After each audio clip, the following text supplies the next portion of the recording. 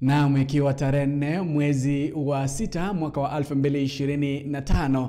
Karibu katika taarifa za AGR News. Mimi ni Videlis Moshoge, na taarifa za leo tunaanza kutoka kaunti ya Nyamira, mahala ambapo mahakama kuu ya Bomet imetangaza kwamba aliyekuwa spika wa bunge hilo la Nyamira Enoch Okello alibanuliwa kihalali ama kulingana na katiba, na yule ambaye aliingizwa kama spika ambaye ni Thaddeus Nyabaro anaendelea kufanya kazi na anafaa kufanya kazi na anafanya kazi kulingana na sheria.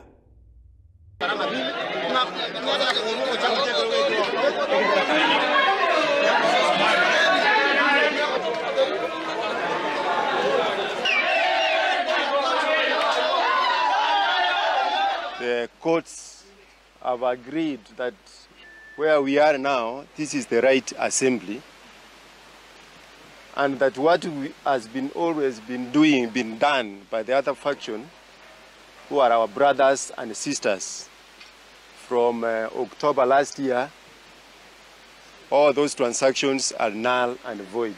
Sisi ndio halali ambao tuko katika majengo hii ya bunge, na yale yote ambayo yalifanywa katika bunge masinani ni guzi na yote yametupiliwa mbali. I kindly request the all arms of county government of Nyamira to accept each other for us to move on and serve the people of the county that we belong to.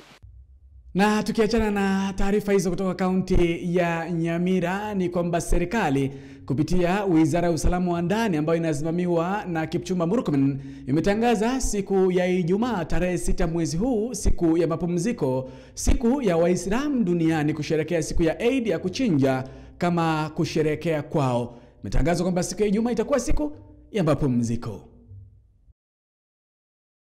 Na tukisema katika siasa ni kwamba siku chache baada ya gavana wa kaunti ya Embu ambaye ni Seri Mbarile, ambaye pia ni mwenyekiti wa kitaifa wa chama tawala cha UDA, kuzua mihemko na mjadala kuhusu vile ambavyo anahangaishwa na wanachama wa UDA na vile vile viongozi wakuu wa UDA, sasa leo wamekutana na naibu rais Profesa Kithure Kindiki. Inaonekana kwamba wamesuluhisha mgogoro ambao walikuwa nao. Na tukimalizia ni kwamba aliyekuwa naibu rais Rigathi Gachagua anaendelea kuikosoa serikali kwa kile ambacho anasema kwamba serikali haina msingi yoyote na inapeana ahadi za uongo. Gachagua amesema kwamba jambo la kwanza ni kumtoa Rais Ruto mamlakani ili ajenda zingine zikafuata. Amekuwa Nairobi katika msurulo wa kusalimia na kufumisha chama chake cha DCP. Dagoretti mnasemaje? Dagoretti mnasemaje? Dagoretti ni one term. Ni one term. Ni one term. Harambee!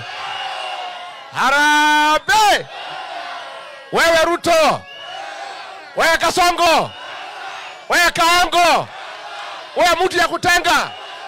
Wewe Arabu mashamba! Wewe adui ya Mlima Kenya! Harambee! Harambee! Kasongo aende asiende! Kasongo aende asiende! Kasongo aende asiende! Wangapi wanasema Kasongo aende, Kasongo aende, Kasongo aende, Kasongo aende? Andũ aitũ mũrĩ okuo? Mũrĩ okuo? Ndoka kũmwĩra atĩrĩrĩ. Na mkumbuka kwamba weekend ijayo ama weekend ambayo inakuja tutakuwa na mechi ya Shabana katika uga ule wa Gusii Stadium na Police FC.